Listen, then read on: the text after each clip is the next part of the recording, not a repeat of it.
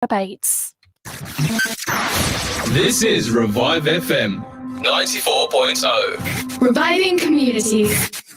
The views expressed on this program do not necessarily represent those of Revive FM or its management.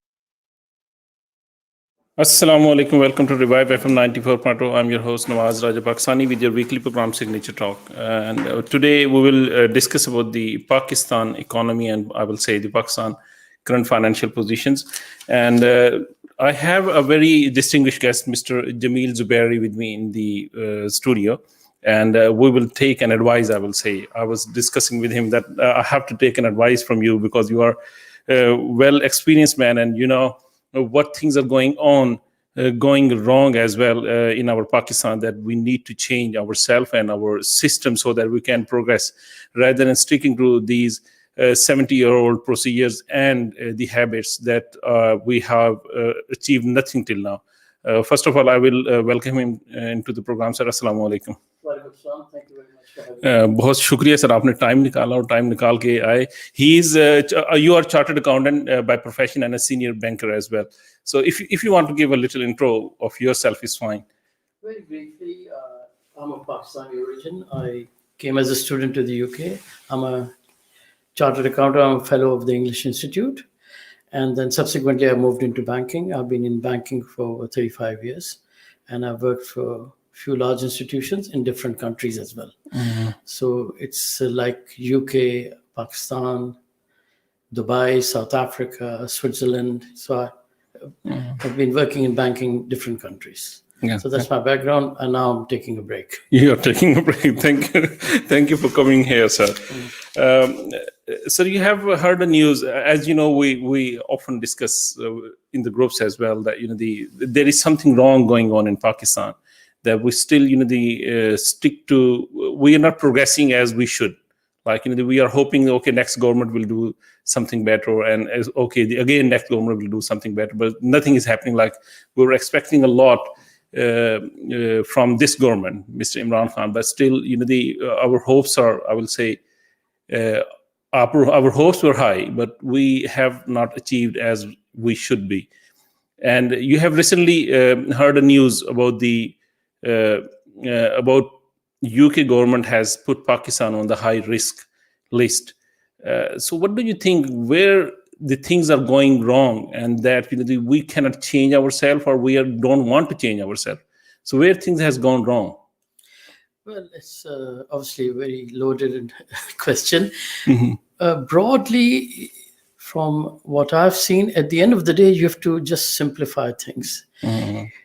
In my experience, different places, and particularly I keep telling people, South Africa, it's very important that the leadership should give the right direction. Mm-hmm. Without the right direction of the leadership and then getting things done. Mm-hmm. Now, I can only give what I've seen and what has happened in my lifetime. Mm-hmm.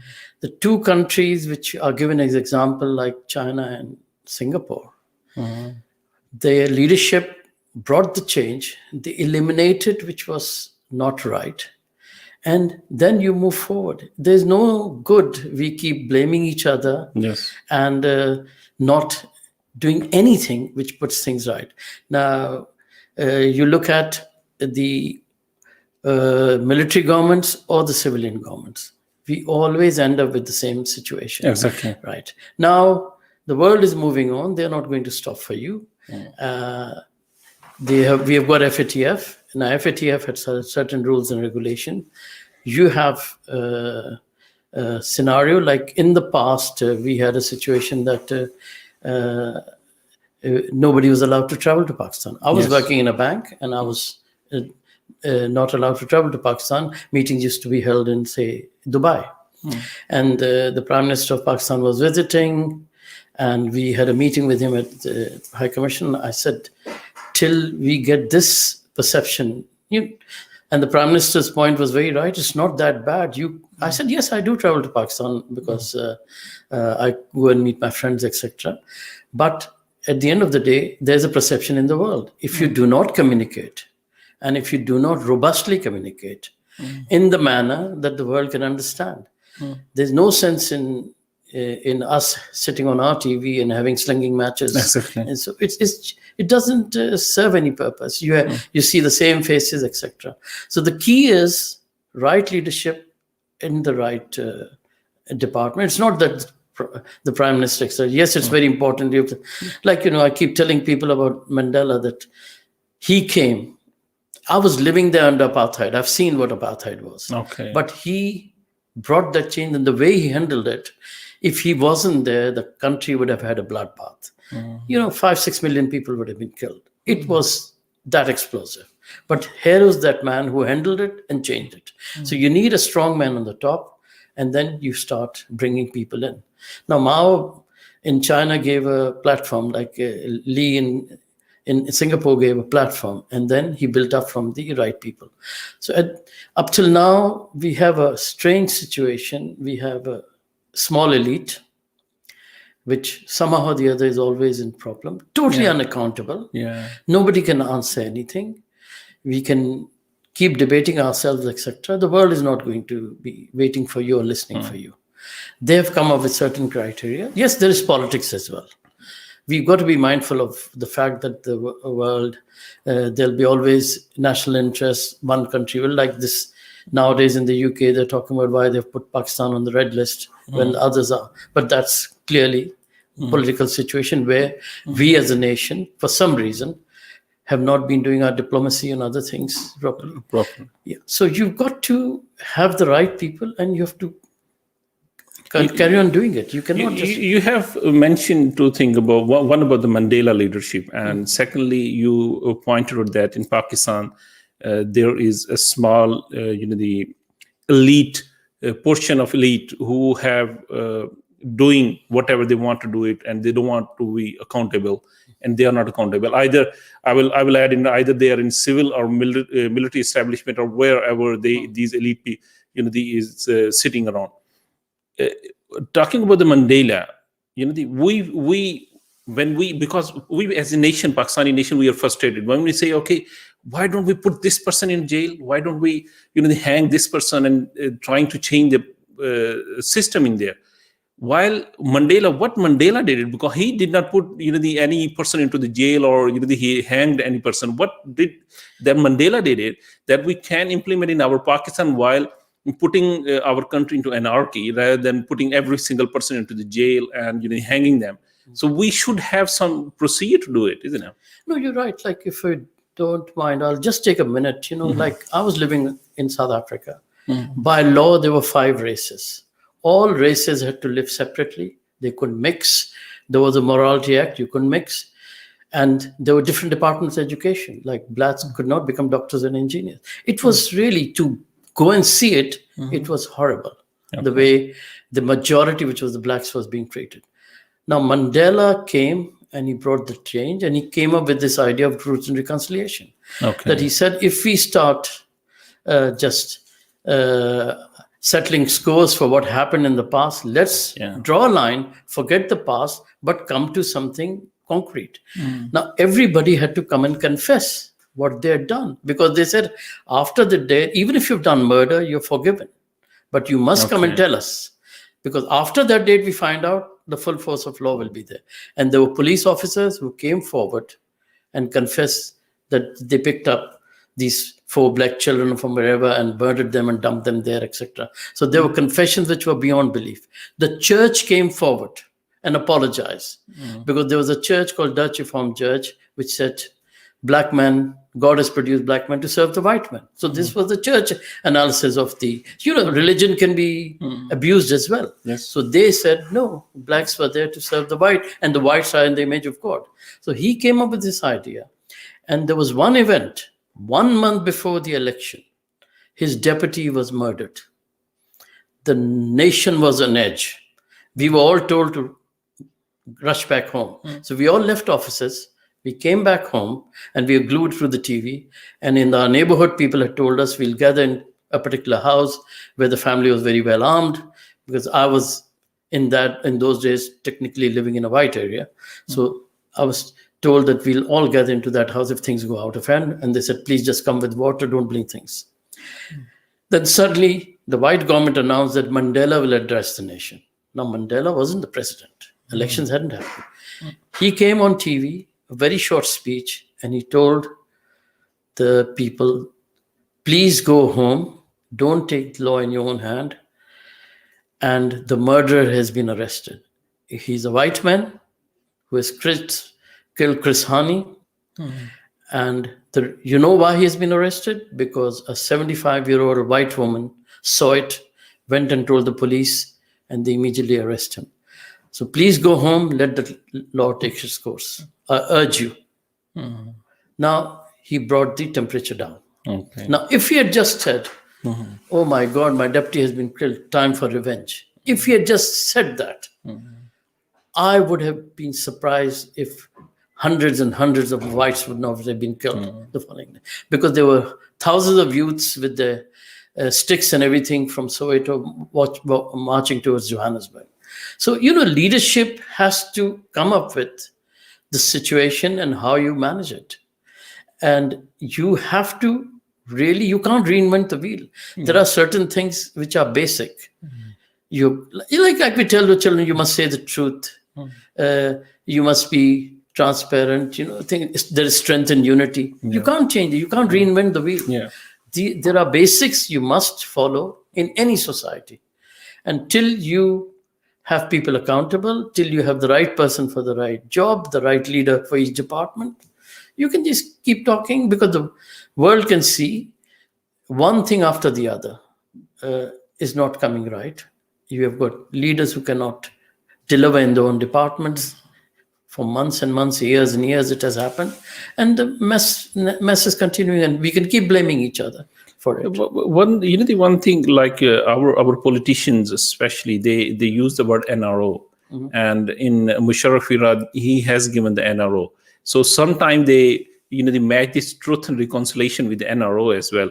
That we have done this. I will not say exactly the same way we have done it, because while they have given the NRO to Musharraf and Zardari and Nawaz Sharif at the time, they did not come out and tell that we have done these bad things in the past. But still we followed that technique, but still we are stuck. You see, at the end of the day, again, I'll come back to the basics that, if you've forgiven somebody, you've forgiven for what? Did he then come out clean and did anything about it? Now, whether we like it or not, time and again, the discussion keeps happening of the corruption in Pakistan and the flight of money from Pakistan. And the world is worried about this black money, terrorism financing, etc. Now, we cannot divorce or run away from the world. There is this perception and there is this problem. We have a situation where the finances of the country are in a very bad state. Exactly. For whatever reason. Just to give you an example, this country has more than 30 million taxpayers, roughly half the population. And a country of 220 million has got less than 3 million. Yeah. So there's something, and it's going on for years. Nothing changes. For whatever reason, nothing changes. And if you do not change it, if there is nobody strong enough to come and do it and carry it through, what do you do? Well, one question again is coming in my mind. It's a question and sometimes it's an answer as well. That we, unless we change ourselves, even if we have a good leaders, nothing going to change. What do you think? Because we were hoping that Imran Khan will come and change every single thing. He will change every single item in Pakistan. But no one is putting fingers on Imran Khan that this prime minister is very clean and he is not dishonest. He's an honest person.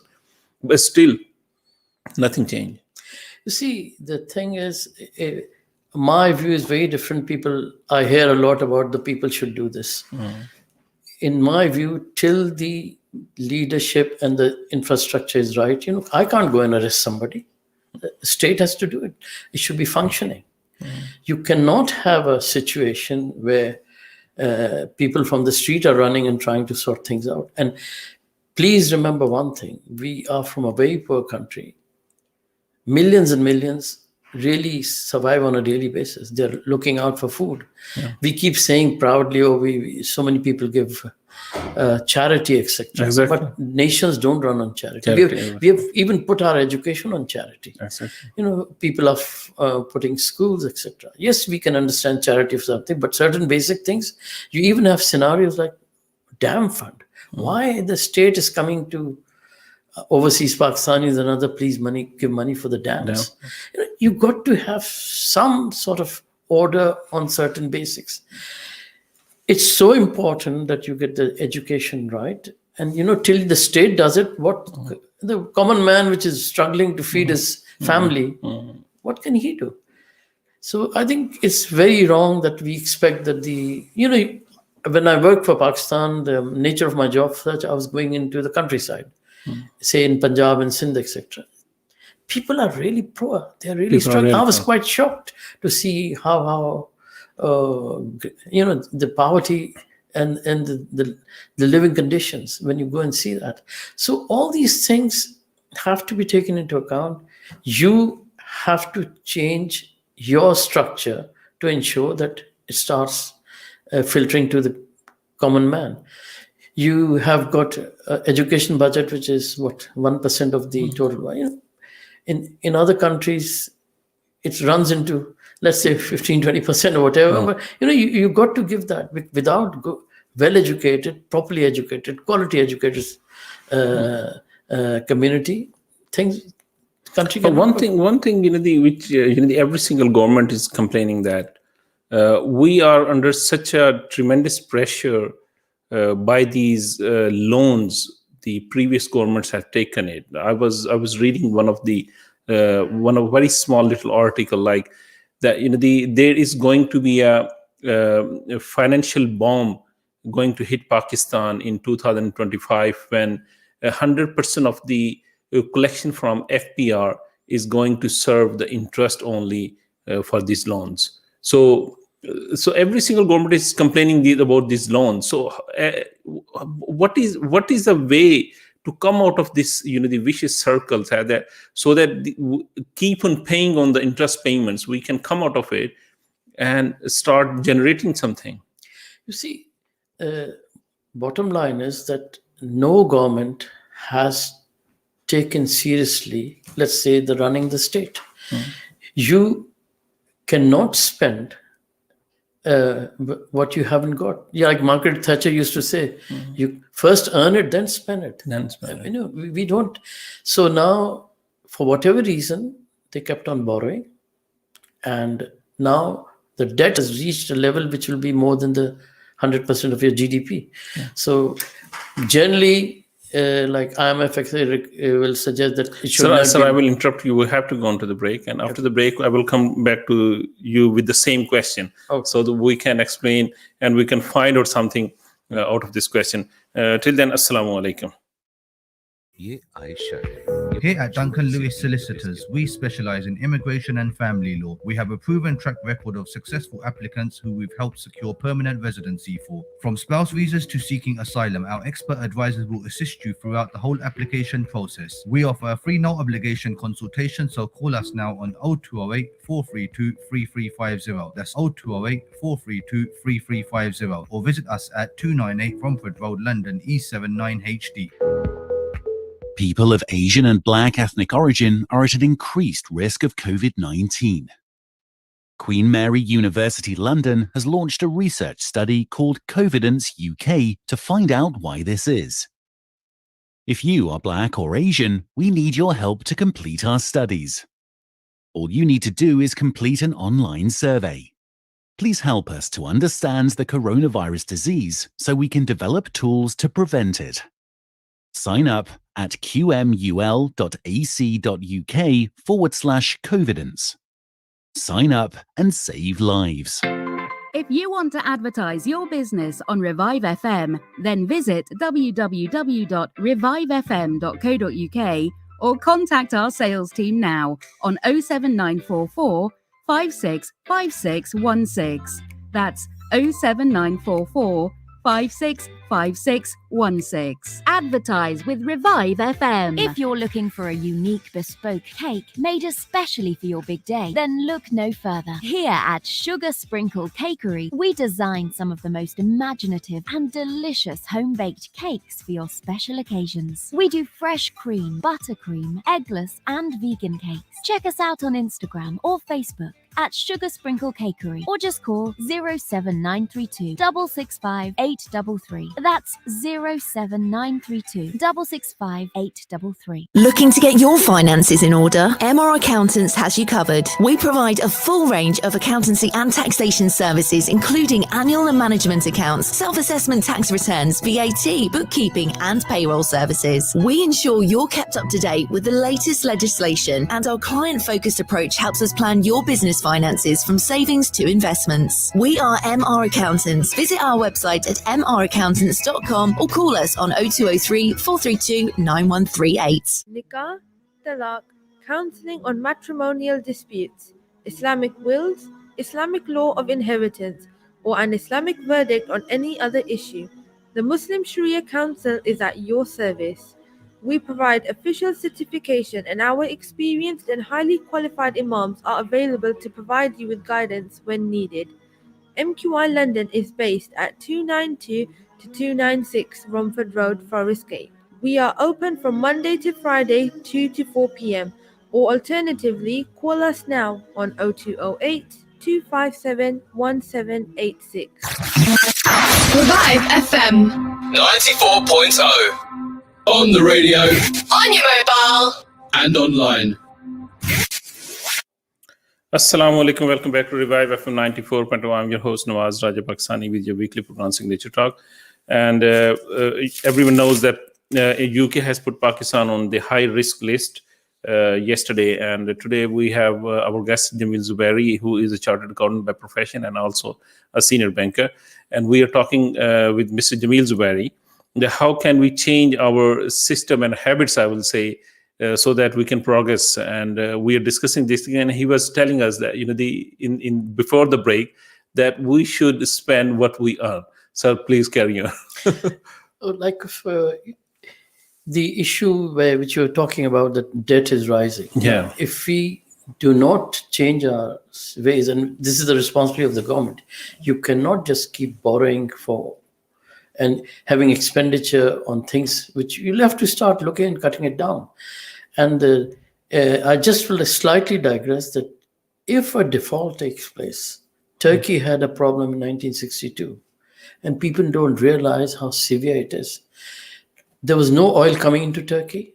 Okay. They had a situation that the produce from the villages wasn't coming into town, and people did die. Just to find out what actual debt is, there was a huge check done, because not just the borrowing by the government, the state corporations, the provincial governments, the whole work was done to find out what exactly is the total quantum of debt. And then IMF worked out a program as to how, because Turkish airline was impounded in different countries because people were trying to get their money secure. So having a default, a problem, it's a nightmare scenario. The country cannot afford it, that you end up with a situation that your assets of whatever format are being taken away.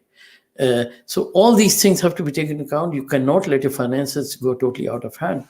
If you have to maybe not have food for one day, we'll have to look at it.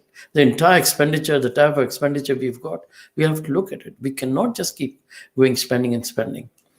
And coming to the FATF side of things, now the world has agreed that we should, within every country, have a banking system where you have control so that the funds are not abused by terrorists or criminal gangs, etc. Do not use the system to launder money through your banking system.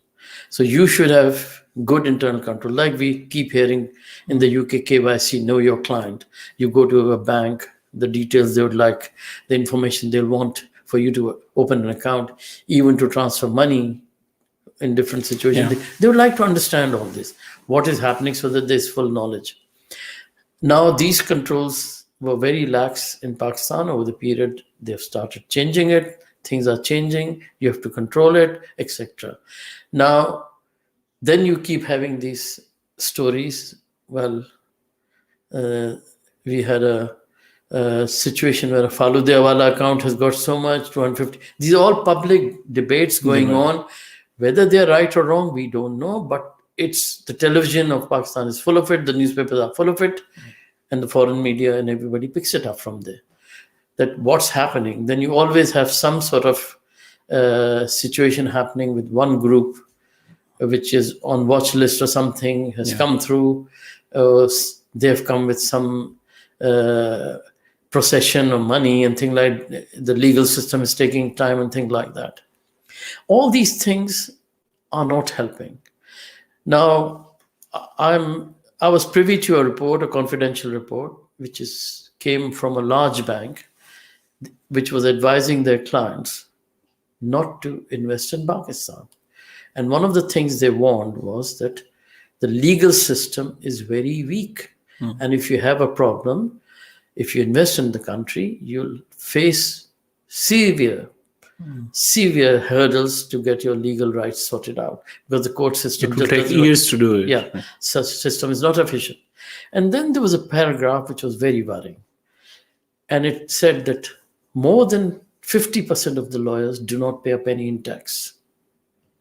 And more than 10% are not even filers of tax returns. So this is now your legal system, what is the world is being told about. At the end of the day, your house has to be in order. We all talk about it, or we can't get justice, cases just drag on, things like that. Now, you can blame each other, do what you like, but till the coming back to FATF and the high risk list which they have put us in.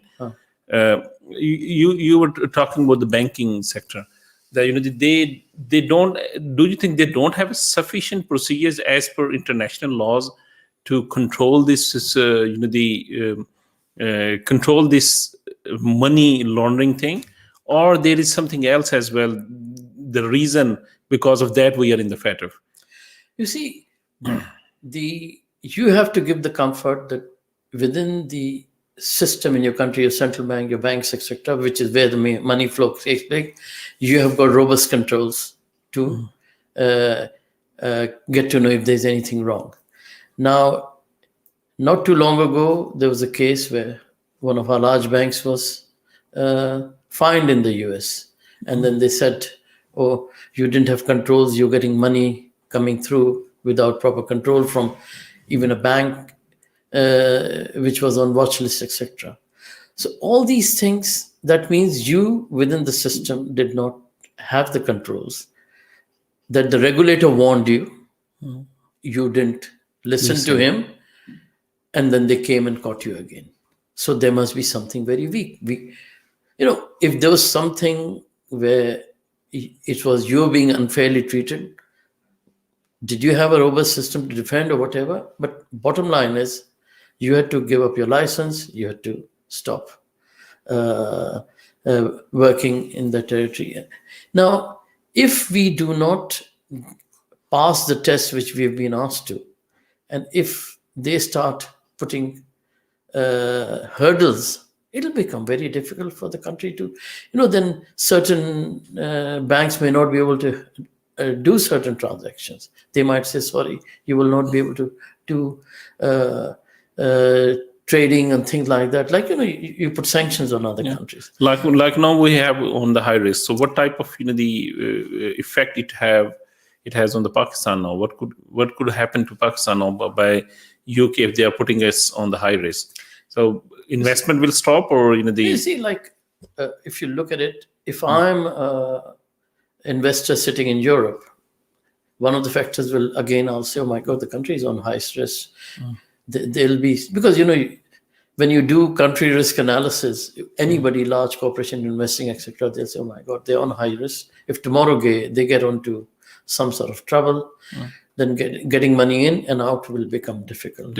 So now, when it comes to high risk, each bank is expected to do what they call enhanced due diligence. Okay. They might ask 5 more questions about everything, which otherwise you should have been able to do as a normal business situation. So the country, I think institutions one after the other over a period have become weaker and weaker as far as the global side is concerned. They don't seem to be happy with it. Even if you're doing it, perhaps you're not communicating properly. You do not, your diplomacy or whatever you want to call it, you have not been strong enough because all the time you're defending yourself. You are on the back foot. You got to come out of it and be on the front foot. Front foot and do something. Show it.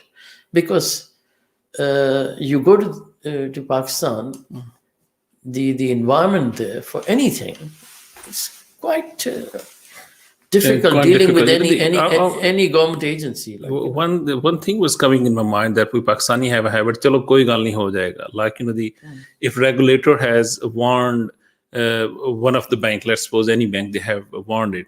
And maybe the person who are, dealing with these regulators, they said, okay, so jaise Pakistani ki habit hai, koi baat nahi, khair hai, chal de. They have, they did not take it seriously, but it put Pakistan on risk. And while you were saying about the law, I was listening to one of a clip a few days back when some of ministers were sitting in Karachi and they were attending a seminar, and one Chinese person, I hope you have heard this, the little clip as well. And he was saying that there is the most difficult thing in Pakistan that you don't know about the government, which government. Either any prime minister will stay 5 years and his policy will remain for 5 years. And secondly, he was mentioning about the same thing which you mentioned about the law, that we don't have a law where the law which can give a speedy justice to the system. Yes. No, you see, it's important that the institutions are strong and the world can see it. Now, before the banks were privatized, to give you an example, there were 4 banks of Pakistani origin, all owned by the government in London. All were in heavy losses. And the regulator is asked that why you are here if you're making such big losses. In the end, they forced it, that you merge 4 banks into 2. You capitalize the bank here, and then we'll regulate it from it. We won't treat them as branches of Pakistan. So you got to be strong enough, It's a business, it's a banking business, and it was a very valid question that why you are sitting in a territory where you're making losses year after year. Doesn't make sense. So all these things, then obviously the banks got privatized, they've been recapitalized.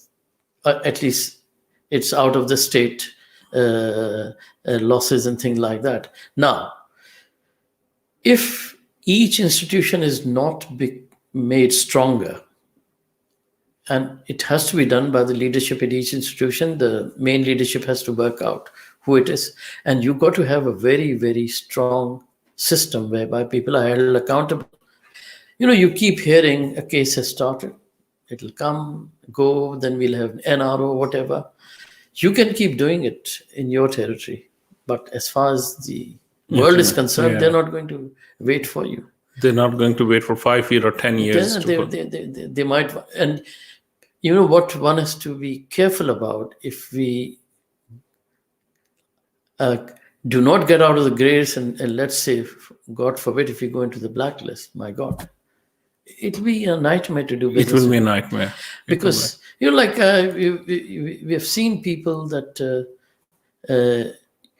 when you look at it as a country, do you have a global corporation you can show to the world? Oh, this is a Pakistani company which has done this, that, the other globally. Because sadly, there's the whole structure. If you look at the family control everywhere. Yeah. The family control in the political system in particular. Yeah, exactly. So there's no, it's a monarch. Yeah. No, what I'm saying that basic, it's wrong. You should not have nepotism. Everybody should be given opportunity, but there is no opportunity for everybody. No. So these basics you don't change. The world is watching. The thing you mentioned, about the media as well and the law. Okay, we know the situation in Pakistan about the law is frankly very bad, because if we met these the lawyers, they tell us how many times they have to go in front of these judges to they take the decision. Sometimes one is coming, and sometimes the other person is not coming. And I always give example that give example of UK, that in my view, the UK, why UK is so strong is one of the main reason is their judicial system is very strong. So even you have a blind trust on UK judicial system, that if you are going to the courts and going to the judges, you know yourself that they will give the right decision. They will not, that those decisions will not be biased. And unfortunately, in Pakistan, we have a very bad experience. But talking about the media, you were saying that, okay, over the banking system, maybe they have changing their systems and they're trying to they follow the regulatory rules. But the media is also not playing the right role. While you see, like if you look at it, it's within media. You keep hearing all the time, the term which came in brown paper journalism, brown envelope journalism, etc. Sadly, the media has lost its soul, in my view. Now, I'll give you an example. Mr. Imran Khan, everybody says he's selected. Maybe he's selected. Yeah. But the person who is saying he's selected, aren't they all selected and imposed on you? Yeah. And nobody in the media will ever have the guts to go and ask them. I would say they don't have a courage even to say this thing. But if you look at it, whether it's the religious parties or whether it's any other party, it's always the children which come into power. So what is the opportunity for anybody else? And it's never discussed. They are not accountable, etc. So everybody, if one journalist had gone and said, if somebody said, Mr. Imran is selected, okay, you are a fine one to say, you're also selected. You are imposed as well. So why are you saying this? Nobody will do hard questions. You never see one-to-one interviews on, where like the hard talk stuff coming up with leaders. Very late. You'll always find gang of 4 or 5 sitting there, shouting at each other. You as a family, you can't sit and listen to these programs. No. I don't know why they're trying to create this culture of people just shooting from the hip and not talking reasonably, but they've just allowed this to continue. Is this the role of the media? And I'd like to mention here, like in UK a few years ago, there was a Home Minister by the name of David Blunkett. David Blunkett sent an email asking one of the senior secretaries as to why his girlfriend's maid's visa is taking so long. And I think he used the sentence, I hope there's a good reason for it. That email got leaked. The media didn't let him get away with it for 3 days. So, Mr. Blunkett, will you put pressure like these for other people as well? Is it because for your girlfriend you went and put this pressure? Will you support other people? Like for 3 days, he then just told Prime Minister, he was in the cabinet of what's his name? It's okay, yeah. And so he then... The moral is like the moral level is very high. No, he then resigned. He resigned. In the sense, but here in our politics, I will mention it. It's okay, no problem. Like Bilawal Bhutto Zardari, he just got trained on the job. Like he was not fit for the job, and then they put him forcefully on the chairmanship, and then he got trained. And no, it's okay. Nowadays, I will say he can defend the question. He can say good things, but if you check it 2 or 3 years before, he was got trained on the job, and same like Imran Khan got trained on the job, and the same position has like with Mariam Nawaz. So it's a mess, no doubt. In Pakistani politics, this is a mess, and no one has the guts to ask it.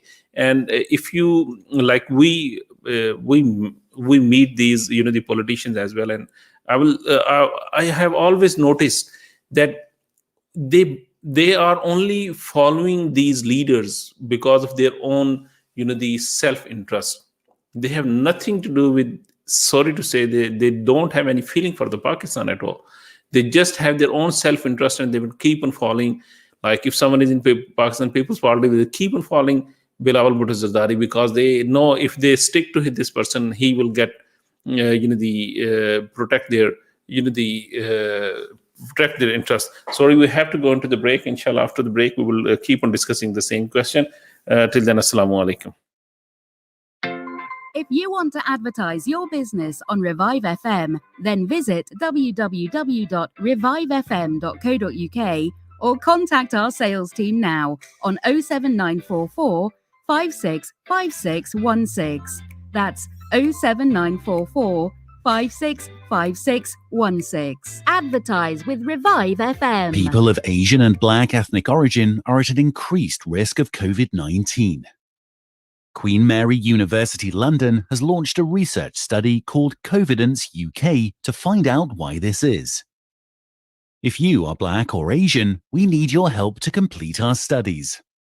All you need to do is complete an online survey. Please help us to understand the coronavirus disease so we can develop tools to prevent it. Sign up at qmul.ac.uk/Covidence. Sign up and save lives. Looking to get your finances in order? MR Accountants has you covered. We provide a full range of accountancy and taxation services, including annual and management accounts, self-assessment tax returns, VAT, bookkeeping, and payroll services. We ensure you're kept up to date with the latest legislation. Helps us plan your business finances from savings to investments. We are MR Accountants. Visit our website at mraccountants.com or call us on 0203 432 9138. Minhaj welfare foundation में आपका अतिया जिंदगी की उम्मीद आपकी मदद से मुमकिन हुआ। दुनिया भर में 30 लाख से ज्यादा खवातीन, बुजुर्गों और बच्चों तक साफ पानी की फ्राहमी, मुतासरा इलाकों में हंगामी इमदाद, यतीम और बेसहारा बच्चों की दादरसी। इस साल हम आपके ताउन से और आगे बढ़ना चाहते हैं। अपनी ज़कात, सदकात और खैरात के जरिए इन मंसूबों का हिस्सा बनिए। अभी कॉल कीजिए 0300 3030 777 या हमारी वेबसाइट विजिट करें www.minhajwelfare.org. Nikah, talaq, counseling on matrimonial disputes, Islamic wills, Islamic law of inheritance, or an Islamic verdict on any other issue. The Muslim Sharia Council is at your service. We provide official certification, and our experienced and highly qualified imams are available to provide you with guidance when needed. MQI London is based at 292 to 296 Romford Road, Forest Gate. We are open from Monday to Friday 2 to 4 p.m.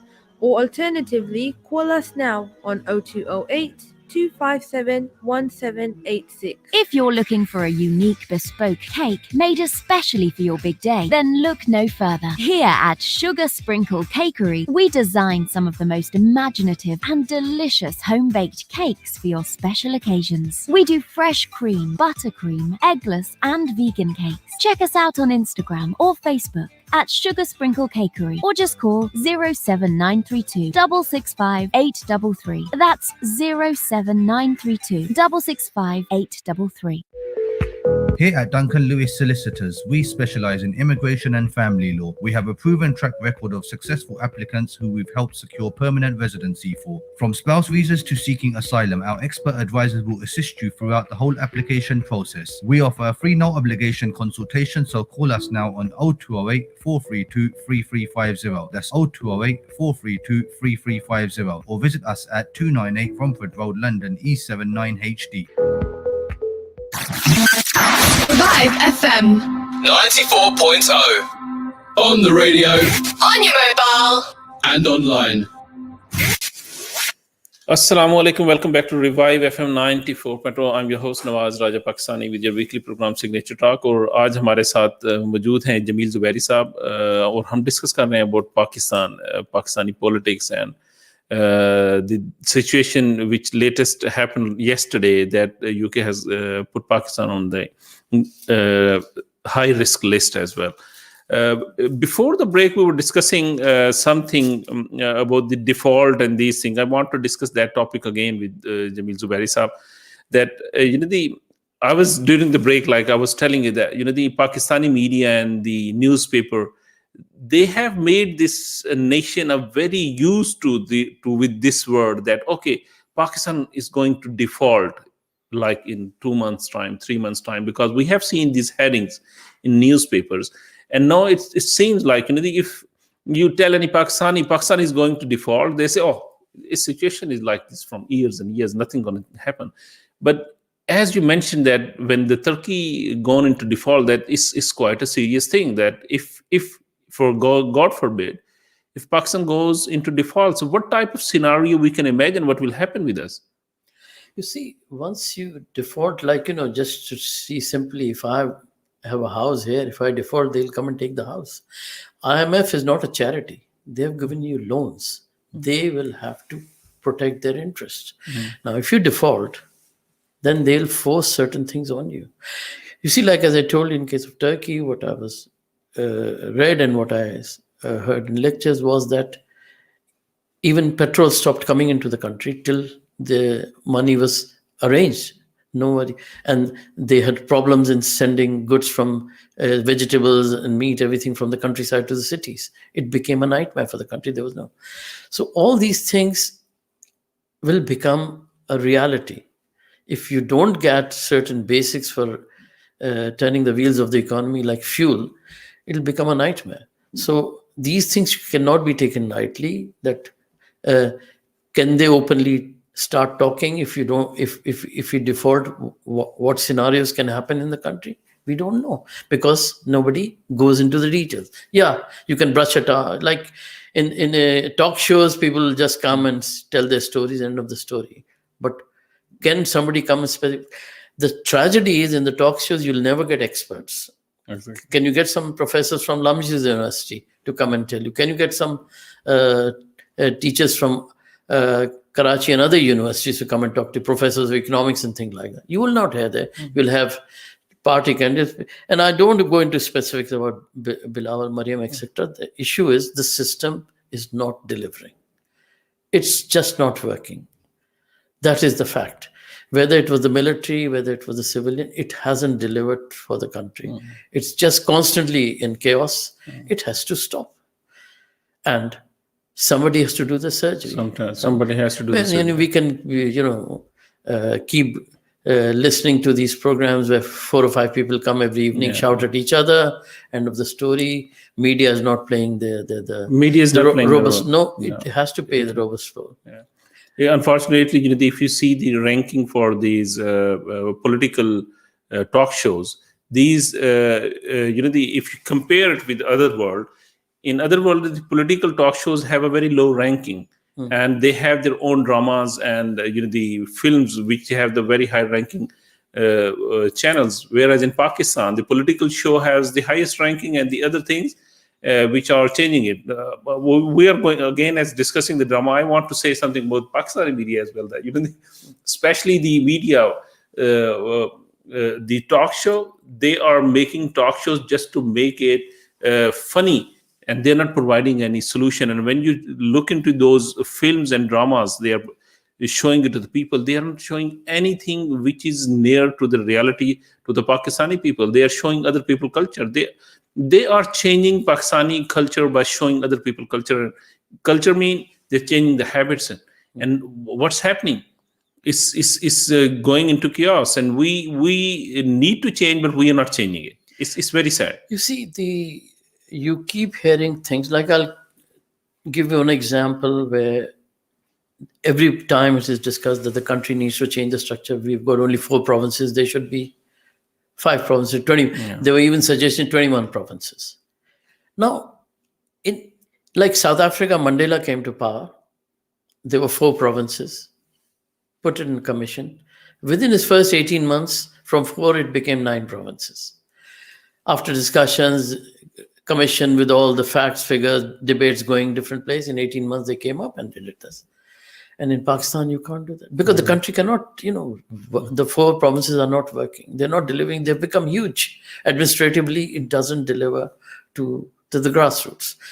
So there's a reality which has to be recognized. Change has to come. But if you don't do it, At the end of the day, it's the government's responsibility. The system is not working. Somebody has to come. Whoever has to come has to change it, because common man underneath, what can he do?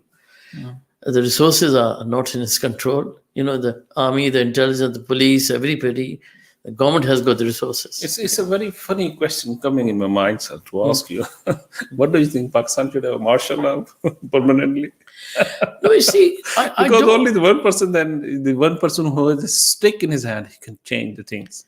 You see, it's not a question of martial law or whatever. We have had military governments, we have had civilian governments. But the question is, in every setup, common man was never even thought about. His life stayed a misery. He never got anything from the government, a relief, something, system should change, etc. I'll maybe something very personal I'll tell you here. When Musharraf came to power, I was approached to become one of the deputies in NAB, which was coming. General Amjad was coming. And General Aziz was the one who spoke to me about it. And I had to tell him that, please, I've got a mortgage. My children are young. At the moment you are there, if tomorrow you're not there, what will happen? I'm not a son of a general or a Vadera or whatever. Where will I go? So please, I have to say sorry.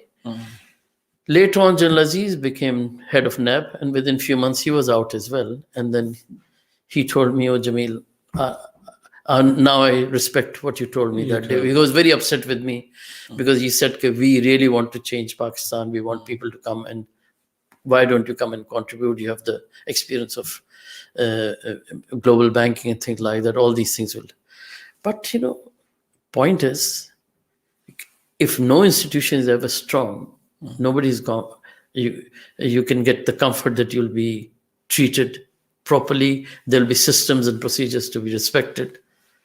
You can't progress. We can't progress. It just keeps going. The basics cannot change. The basics cannot change. So thank you for coming. And we have a very fruitful discussion, I will say, today about the banking and the system. And inshallah, I can hope, and I always have a positive mind for Pakistan that inshallah a day will come that we will change. And in my view, personally, unless we will not change ourselves on an individual basis, we're not going to change, because I'm not that hopeful from these leaders. And like we were saying, okay, these leaders will going to change it. It's a little bit different view, but still, if we don't change ourselves on the individual basis, on the basics level, we cannot change anything in our country. And current situation in Pakistan truly is very bad.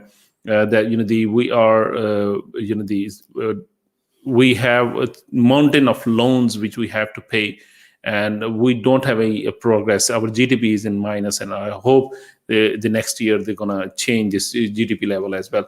So inshallah, thank you for coming to the program. Yes, we have only 10 seconds to say. No, just wanted to thank you. And I'm also always positive, hopeful things will improve. But my point is that leadership has to change. Leadership. Thank you, sir. Thanks a lot. Thank you for joining me in the program. I hope you will take time out and come next time as well, in future as well, sir. Thank you very much. Thanks, sir. Thank you. Assalamu alaikum. Nitro Treats, the dessert lab where your treats are formulated before your very eyes. Keep cool with our flavored shaved ice, or chill out with our exclusive Dragon Breath Nitro ice creams. Experiment with our selection of mojitos, or indulge in our traditional faludas or lassies. Visit Nitro Treats at 210 Ilford Lane, where our nitrologists remain ready to serve. Nitro Treats. It's nitrolicious. ये आयशा है।